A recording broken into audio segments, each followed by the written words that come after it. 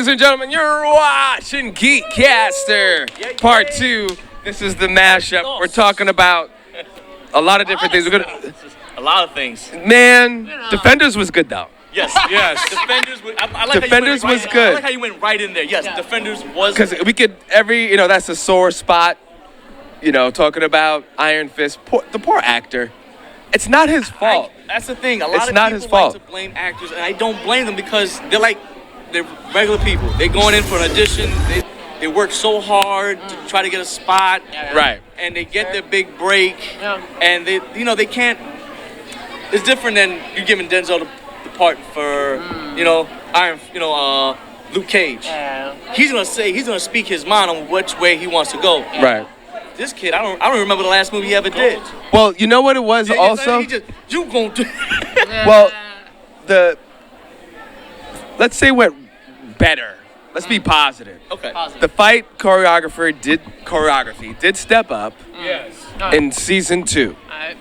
That was better. I agree. I can't. But it did highlight the fact that the actor was not a martial artist.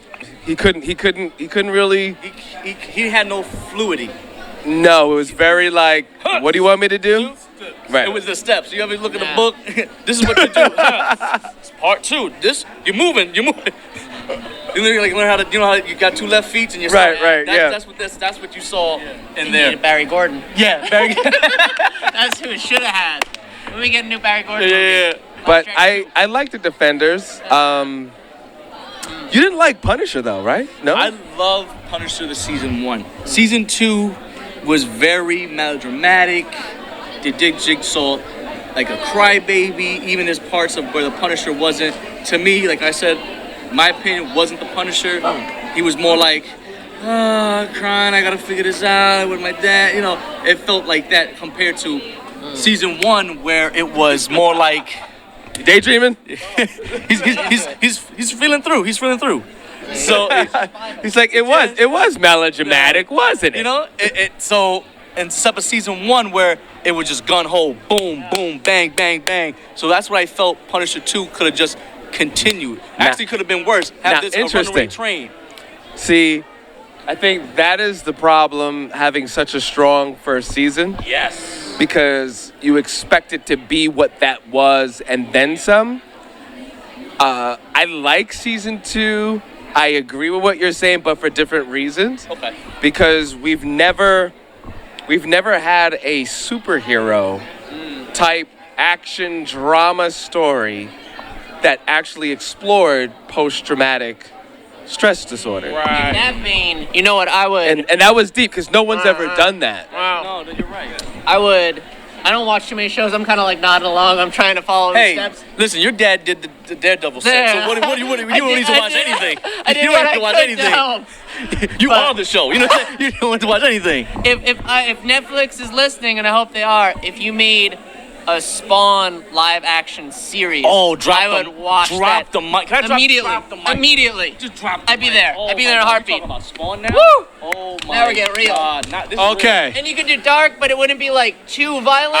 I have to Like interrupt there. Please. Okay, the reason why I'm saying that is because I met Todd McFarlane. Yeah? And he suggested that he wanted to make a feature film. Yeah. He already did the script. Yeah. Right now, the question is Jamie Foxx is going to be playing the role of Spawn. He's making it into a horror film.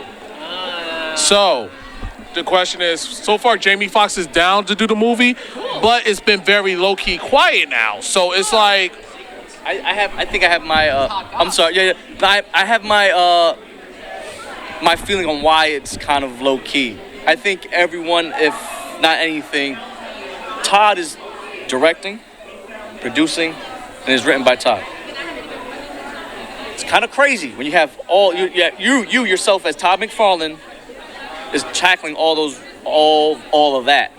Not saying I'm a big Todd fan. I'm a Todd McFarlane groupie. If you guys follow me on IG, but to have that bigger responsibility, and after seeing, once again, after seeing what Spawn back in the '90s did, which, like I said, it was great at its time. But to do that now, it's be very, very, very hard to prove. So I think it's Bloomhouse that they're gonna taking over. Whoa. That's an interesting combination. So you have that. They're kind of taking their time with it and seeing where is Todd McFarlane's mindset and seeing, because as a director, like I said, in the movie, the actor and the director, and include, like I said, I include writers in this. But he also created it, correct? He's also created it. It's different. It's let me see if I can better explain this. It's different when you create something and you try to translate that in any type of field, Right. Especially in the motion picture field. A Right. lot of material to be faithful to. Yes, so you're more attached to it. Yeah. You're a lot more attached to it than anybody. So Right. like you guys, this is your podcast. So Right. imagine you made this as a movie. You're gonna be as attached to it as 100 as possible. You're not gonna want to hear outside input, and I think that's what I'm gonna have Jim Carrey play me. exactly. You know what I'm saying? So we're gonna say, you're gonna be like, Jim, you know what I'm saying? What? Who? Ryan Reynolds. Ryan Reynolds. So you see? Netflix isn't listening anymore. So you're gonna have, you see, that's what you guys want to do. Oh, man. And I think that might be the problem why everyone's kind of hushed there. Everyone's wondering. Or Jahiel White. Ryan Reynolds. I'm sorry. Yeah. Ryan Reynolds. Run all the way? All right. But they see those are the type of things that they're close to, that they're wondering, like, can this guy do this? Can this Right. guy perform? Because even though it's still low, even though it's a low, I think he's still borderline low budget. Is it going to be a low budget? He's gonna pay out of pocket. It's gonna, yes. Out of pocket, but doesn't necessarily mean it's going to be low budget, because Todd McFarlane, he has money.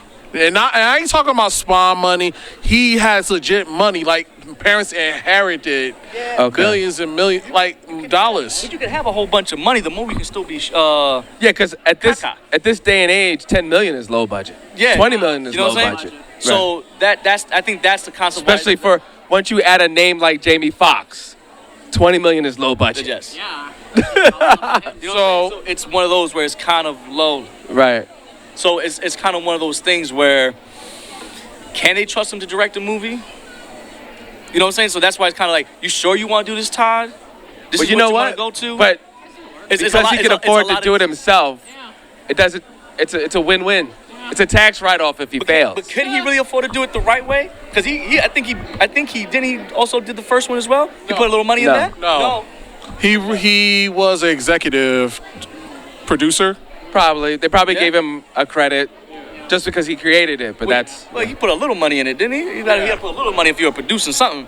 No, not necessarily. Not necessarily. School me, guys. Okay, as an executive producer, because I'm a film person as well, Okay. I can basically help with locations. I can help with so many things, and I can help with casting, all that stuff. As long as my foot was in the door from the beginning, I'm an executive producer. Now, if you have billions and billions of dollars and you want to be an executive producer, then by all means, go for it. Go for it. But Look- you don't have to do that. Exactly. Look at what's Chris Rock and Spinal, executive producer of the upcoming Saw movie. Yeah. Really? Oh wow. Yeah. Oh wow. That's wild. I did it once. I actually really liked Saw originally, and that was one that was like you were saying, like it was good, and then it like petered off. Like maybe it'll pick up again. I didn't see Saw 3D or whatever, but I watched the first 7 in a row as like a movie marathon, and the first was great. And I don't know if you guys know how Saw played out, but the first one, the Canadian producer made it, and it was, like a cult hit, and so they sold the rights to 6 more, and then the original designer of the series stepped away, and like this. I thought the first few after that were like pretty interesting. They were like cool stuff, but at some point, and especially when you watch them all in a row and you see like the overlap, it's like it starts to get stretch. falls apart. It starts to fall apart and it starts to like lapse. It's like, oh, and then this is like Jigsaw's like third assistant for some reason, and Right. the And then he died. yeah, So then he it was died like and he back and like the M Night Shyamalan I stuff. set it all up ahead of Yeah. time before I died. but- Yeah, it's like, all right, I guess. Jigsaw was the worst song. I haven't even seen it. Yeah, Jigsaw to me was the worst one Yeah, because of the fact that you had low budget special effects in the beginning of the film. yeah. low budget. Well, I mean low budget. I mean Yeah, it's like an LED was- light in a bathtub. Like it was like went down the drain. Oh my god. no. With that shot, excuse Yeah. me for spoils. It was a shooting scene where a guy get his get it? arm Oh yeah. blown off. Well, now I'm not gonna Yeah. see it now. No, but Yeah, but it's bad. 20-year-old It's really bad. spoilers. I'm sorry, but I Yeah. should have watched it when it came out. Yeah. but he blows his arm off, but it looked so fake. Nah. You know, and it's a lot of films that doesn't necessarily need to be remade unless you have the right execution, Yeah. the right amount of money, Yeah. and everything else. No. No, I agree with you. Definitely agree with you. Definitely. Yeah, agree with But you. nowadays, like during the time when the movie came out, it felt like it was rushed. Yeah. Yeah. And when you do movies, do not rush films. No, yeah. Complete it. No. Make sure it's to the liking of the audience. Do test screenings. Yeah. Yes. You know, And that's the worst thing to see. You can tell a movie's been rushed. As Yeah. an audience, you can tell a movie's been rushed. If it's not executed, edited well, you can tell like this has been rushed. He did this in the basement. They had to do a deadline. They This is literally over and did in the done with. basement. Yeah. Like this is over and rushed. And then as an audience member, you're like, I don't really want to see this thing. I wasted, I wasted X amount of dollars in this movie to see this, or I wasted I'm not endorsing it, but man, I gave $5 for this bootleg guy. I wish I had my money back. Oh. Just to support this film. Yeah. So it's one of those where you're like, why did I do this? And why did you not take the time and effort to do the movie Yeah. right? and speaking of the Disney, because I also wanted to go back to that. Yeah. Bring it up. The one thing I want to mention was the whole X-Men: The New Mutants. When y'all was talking about the whole Disney Plus and all that stuff, why Disney Plus can't get dark. Technically, Disney Plus is doing a test with the whole New Mutants movie, because technically the New Mutants is a rated R movie. So they wanted to. We about to have a part 3. Correct. So Deadpool already got the green You're light. gonna hear, because of the success of Deadpool, now they're open to try to do more rated R. So Interesting. Disney. they're considering, because right now Deadpool 3 they're still in the make because it's a rated R film. So Disney's like, don't knock what was positive in the beginning. So, but that's movie. Is that going to be able to translate on TV? Because I feel as though those are two different platforms. Could you do the same? Is that one way they're testing it from the movies? So like, if that did well, we can go ahead and do this on Plus. Yes. Because I feel as though once you do it on a movie, that's a totally different audience base. because TV is still is personal. This is in your home. Well, that's This the is thing. this is the thing. That Once you have Disney Plus, the advantage, especially if you have kids, is they can go and watch anything. You're not worried. They can click That's the thing, yeah. all day. This is why I said it's easy for them to just do it, make a lot of money. HBO wants it. Yes. Cinemax wants it. Yes. Hulu wants yes. it. Yep. So Disney's in a perfect position. They have an engine, they have the streaming platform, they have the movies, but they also have tons of other places that could. Remember, they were doing that before. $16? No, Yeah, I'm sorry, everyone. This is live. We're not playing. No, you're not. This is real. Yeah.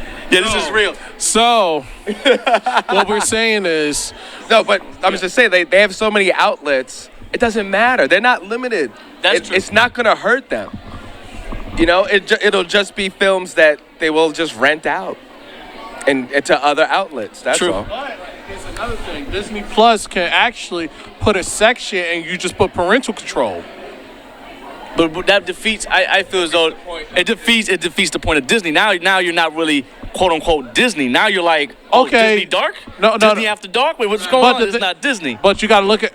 Wow. They own the the number one adult entertainment company. No, They own 26% or something like of that. Disney.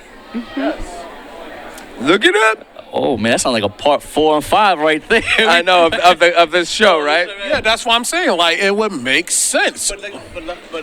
But not to to cut keep you off. it at the purest, if you have kids, the whole point is there's It's Disney. Disney. I ain't got to worry. I ain't gotta worry about it. Here, click this. He's watching Moana. He's watching this. It I'm watching changes Captain the America. brand. It changes the whole brand, and I think that might be a problem when they get into these type of characters. unless they just rent it out, which I think they should rent- just rent it out. And bring- and also they everyone own wins. Marvel, so it could be Marvel Studio Presents. You see what I'm saying? Well, from what I'm hearing is they also trying to do a premium setup. So what if there's the $6.99 is strictly children friendly, and when you raise the stakes, like raise the price, it could be more adult content, mature audience. To a certain. But that's not what I'm trying to say. I'm trying to say, I'm saying I don't think I think That's not Disney's the one. problem. Disney, It's the Disney, brand. It's It's the the brand. brand. It's the brand itself. Once you dirty that Disney brand, it's hard to come back from that. Right. But It's all they have to do is have whatever the studio it's under. Yes. If they say we'll only do stuff under Marvel Studios, they can have a streaming thing for Marvel Studios stuff that's only. Yeah, and Adult. I think that would work best because everyone wins. And they own get ABC. it. Disney will still get his check. Whatever streaming platform still gets his check, and Marvel's still getting a check. But So they don't have to everybody- call it Disney and dirty it up. They don't have to call Disney. Disney don't have nothing to do with that. It's still a Disney property, Right. but it's not on Disney platform. It's on something else that is owned by Disney. So Disney's still getting this money. Right. The streaming platform is getting his money, and Marvel's still getting his money. So everyone still wins without dirtying up a Disney name. Because you dirty Disney, Disney's one of those. It's almost it may be blasphemy, but it's almost touching God. Disney. Right. It's like apple pie. Yeah, sweet apple pie. You don't want to mess with sweet apple pie. Right. Because the thing is, No, just apple pie. Oof. and it's not going to go anyway. Well, this is interesting because if you go back and we good on time. Yeah, communication, right? Radio. Yes. Radio. I mean, you had films, and you had radio. Oh my goodness, TV. It's going to change everything. Da, da, da, da, da, da. Yep. Then they have cable. Yeah. Now we have streaming. Yeah. Who knows what's next? Through all that, what's consistent? The brand. As long as you stay true to the brand, it doesn't matter what technology comes up. Because Yep. after streaming, it's going to be Who knows? whatever. Yeah.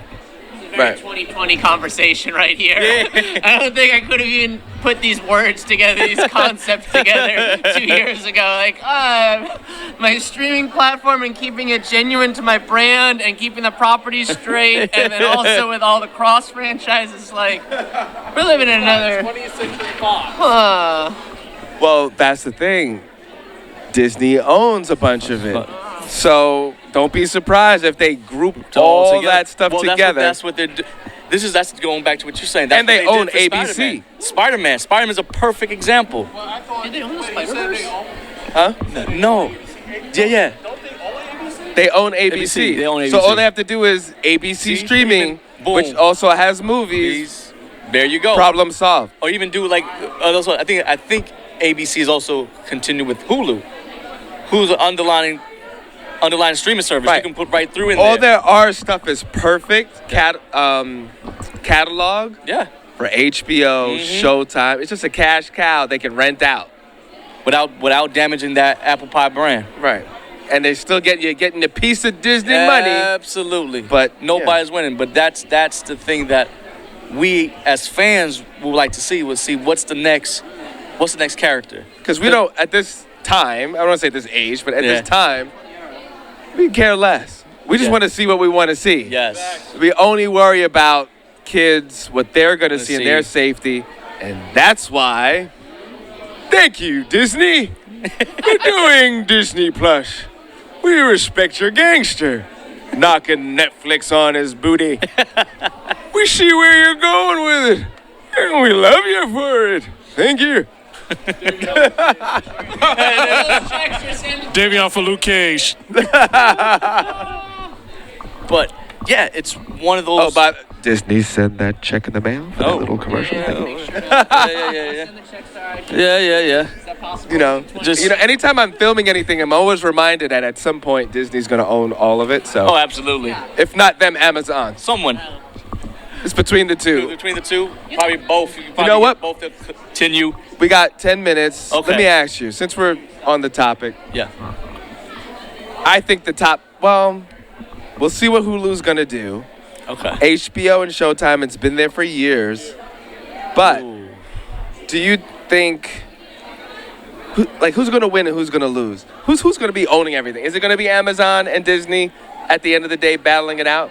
Because Amazon's got a really good niche going on. I'm gonna leave that one. Because You go first. I think I have to think of mine. I was just wondering. he need, No. I was he needs thinking two like, mics for this.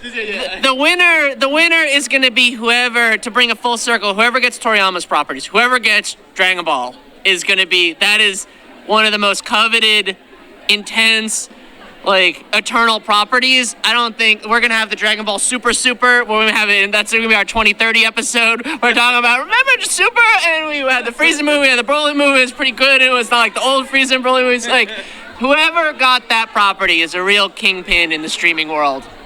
And does anyone even own it now? I don't even know. No. It's just Funimation. But just like for the sake of bringing it over here and translating it, right? Funimation and Crunchyroll. And who owns them? Is that Disney? No. They're their own island. Yeah. That's powerful. So you got two anime services that own their own Yeah. island. So to be honest with you, who will come out strong? Right now, it's looking like Disney is going to come out strong because of the anticipation of three of the biggest series. But who has the better category or the more of the audience? I would say Netflix may continue this hard-fought fight. Because you might have took Luke Cage, you might have took the Marvel out of it, but I'm still accepting content. No matter how weak, no matter how whack some of us may think some of the series are or shows, guess what? We're putting it out there. It's either you watch it or you don't. Well, look at Umbrella Academy, proving that you could do something ridiculously amazing that is loved and cherished that no one knew anything about before. Yes. Yep. And it's not owned by, Disney. Yeah. Or, Marvel or DC, Exactly. That's exactly the point. So I think that's who will win. Whoever can. I agree with you. Netflix will come back, the reason I say Netflix will come back is because they need their Guardian of the Galaxy. If they can find a character that is obscure and able to do it well, I got it. Hit me up, Netflix. I'll give you access to the golden book. That's all that Netflix needs. Because Netflix is still that OG trying to go through. You may have had Disney have all the Marvel stuff, but if you can do that and bring that out, but Netflix they have will a come whole back. category for anime, and they're putting a lot of money. Speaking specifically Netflix, they're putting a lot of money in every category. They're just like, you know what? Exactly. Everybody's changing to be like us, so now we're gonna put money into everything. International films, Netflix, this and that. They just did a action female black James Bond, this Really? African actress or something like that, or producer, something like that. Okay. And I'm like, oh wow, Netflix put money into that. So they're reaching, they're going. They're and like a perfect example, you had Umbrella Academy. That's one of the big ones. So if you can do that, combine that with that golden goose of an unknown character, like I said, the Guardian of the Galaxy. I remember when that was being in talks. I was like, what? What? Who is that? What? Huh? Right. And there was very little speak about what it was. Even in the comic books, it's not even those characters. They're not even. Rocket Raccoon was never original. Guardian of the Galaxy, Groot, all these guys were not. They were. I think. I don't even keep things short. They were like outcasts. Yeah, they were around. They were like C-rated characters. So when you had that come out and did big, then you have something. You make the popularity. Yeah. So you combine those indie characters going back, Umbrella Academy. You also have Mark Miller trying to do something, which I haven't heard. I thought something was going to come out this year, and he's a wonderful writer as well. If you guys haven't followed him, from different Hawk to what is another stuff he does? Just have so many I can't even think about it. Sin City, things like that. You got those guys doing that. I think Netflix will be the one to either try to come back or be a close second. Yeah. But Disney, it's hard for Disney, but to rule them all, That new hype, I'll tell you. I gotta say Netflix. Because they take anyone and everyone. Wow. Because right now, it's like, right Oh, go ahead. We dial it out to like 2023 hot goss. I don't know if Netflix is still listening or Disney's still listening, but when you have a couple of live action series for all the heroes of Dungeons and Dragons, you get Drizzt the series, you get Witcher too. The Witcher. The Witcher. Ooh, Totally forgot. What's that about? That's beautiful. That's based on the video game Yeah, Witcher. and it's very well done. and they have the money for these actors and Yeah. actresses to do that, and boom, The Witcher. Who's back in the limelight? Netflix. Oh, Oh, you know what? yeah. Even done. Before we go, they're trying to get a lot of A-listers to be a Yes. part of the new Star Wars universes. Yes. I feel some kind of way about that. One of the best things about Star Wars is the fact that they're basically like no-name actors. It's really just about the story. Yeah. How do you guys feel about that? And what's the future for Star Wars? Yay or nay? I'm not a big, huge Star Wars fan. I love the movies, and I think whoever's a bigger Star Wars fan than I will probably hate my answer, but the best Star Wars movie, in my opinion, of this year was not this last one. What I really enjoyed was 3.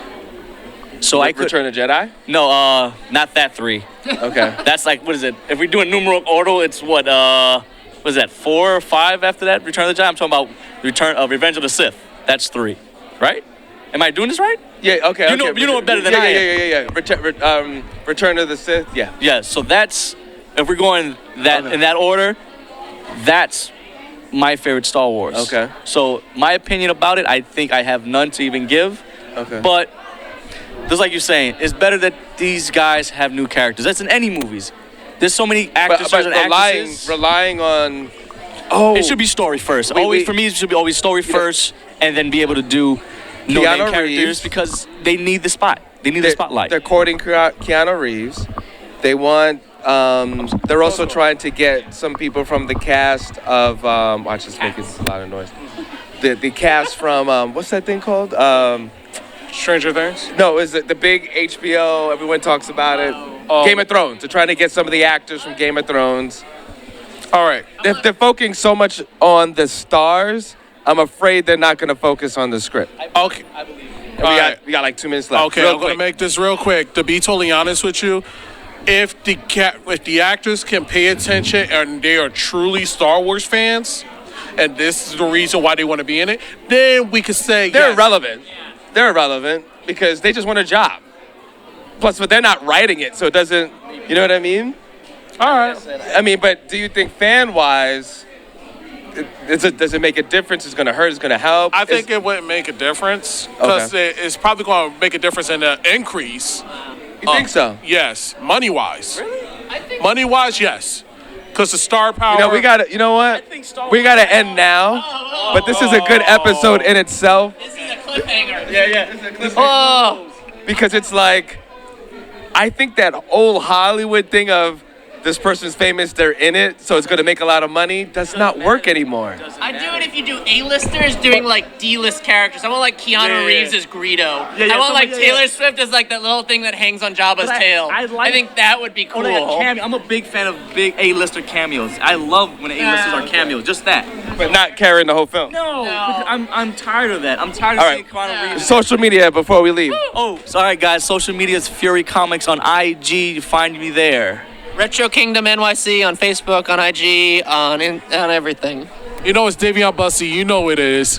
You know it is. Michael7 Michael on Instagram. You're watching GeekCaster, everything sci-fi, fantasy. That's right, geek culture and geek media. Thank you so much. And listen, this was a great episode. We got to keep things going, but we got to keep moving. So you're watching us live. That's right, live from Fanfare, NYC. Yeah. Bring the smoke.